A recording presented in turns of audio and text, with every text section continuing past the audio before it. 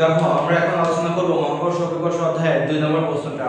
2 নম্বর প্রশ্নটা কি ছিল যে বাংলাদেশ সরকার 4000 কেজি ভরের কি স্যাটেলাইট 2 উৎক্ষেপণের সিদ্ধান্ত নিল। বাংলাদেশ প্রকৌশল বিশ্ববিদ্যালয়ের একদল শিক্ষার্থীকে এই কাজে যোগদানের কথা বলা হলো।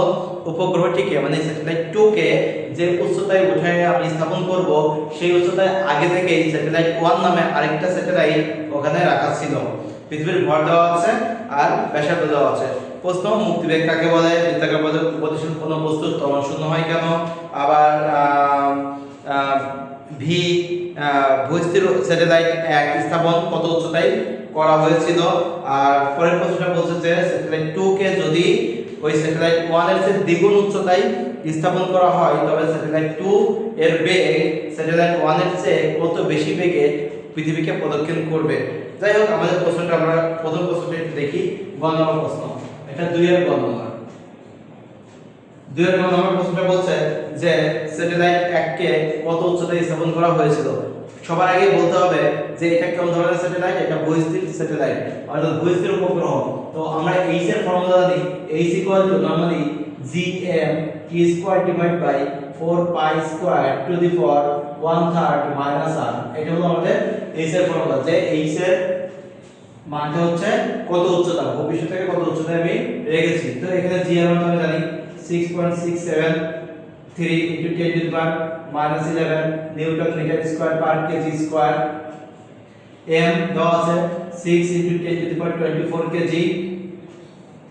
t মানে কি, t হচ্ছে আমাদের যে সময়, মানে আমাদের ভূস্থির উপগ্রহ যদি হয়ে থাকে তাহলে ভূস্থির উপগ্রহ কত সময় চারপাশে একবার প্রদক্ষিণ করবে। ভূস্থির উপগ্রহের পর্যায় জানি আমরা 24 আওয়ার, দ্যাট মিন্স 86400 সেকেন্ড। আর এর মান আমাদের জানা আছে 6.4 × 10⁶। তো সবকিছু মান তো জানা আছে, তাহলে এই আমি সহজেই পেয়ে যাব h g মানে 6.673 10⁻⁻11।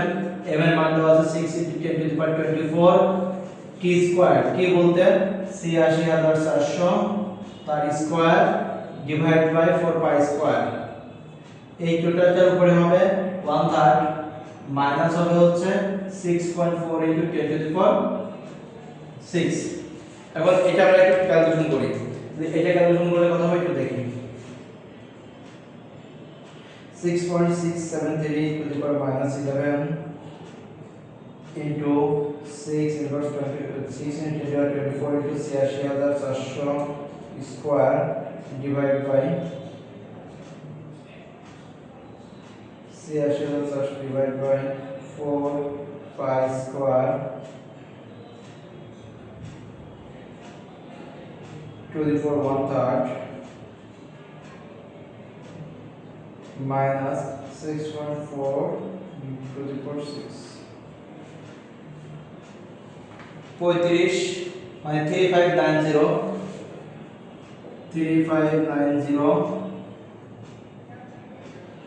3864 মিটার, এত মিটার উচ্চতা।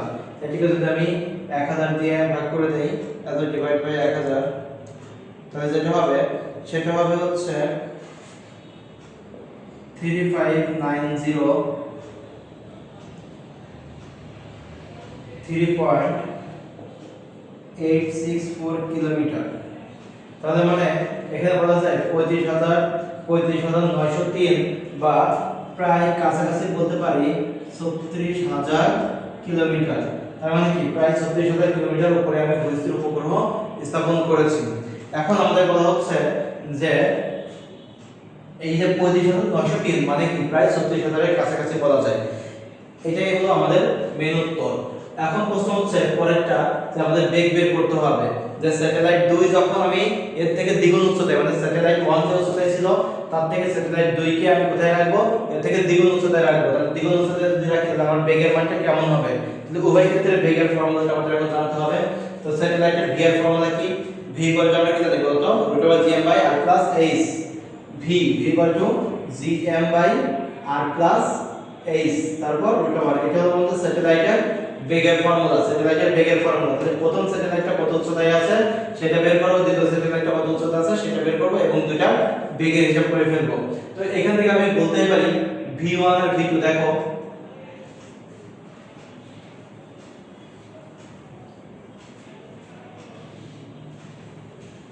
দ্বিগুণ উচ্চতা যদি আমি চিন্তা করি তাহলে এখান থেকে সহজে আমি বলতে পারি যে এরকম দুইটা নিয়মে তুমি করতে পারো, উচ্চতা সরাসরি বসে দিয়েও ক্যালকুলেশন করে নিতে পারো, আবার যদি মনে করো যে আমি রেশিও করে করব তাহলে তুমি করতে পারো।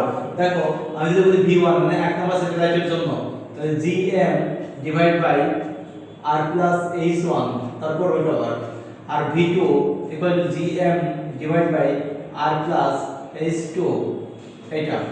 তাহলে H1 সমান যদি আমাদের H হয়, H1 সমান H উচ্চতা আর H2 সমান কত উচ্চতা 2H উচ্চতা, সেই ক্ষেত্রে আমরা এখন হিসাবটা করি, দেখো তো কি হয়। V2 ডিভাইড বাই V1, দেখো V2 ডিভাইড বাই V1 হলে এই R2 কি হবে নিচে থাকবে, R1 উপরে থাকবে না, R plus H1 R plus H2 তারপর রুট ওভার। এখন তুমি এখান থেকে দেখো মান দুটো সহজে বসিয়ে নিতে পারবা। এই যে আমরা পাইছি 36000, তাহলে এখানে আমি পাবো 6.4 * 10⁶ প্লাস 36000 36 * 10⁻³ আর H2 হবে 6.4 * 10⁶ প্লাস 72 * 10⁻³ মানে কি দ্বিগুণ হবে, মানে কি 72000 হবে। মানে প্রথমটা 36000 ছিল, পরেরটা দ্বিগুণ মানে 72000। তাহলে এখন এটা যদি আমি ক্যালকুলেশন করি 6.4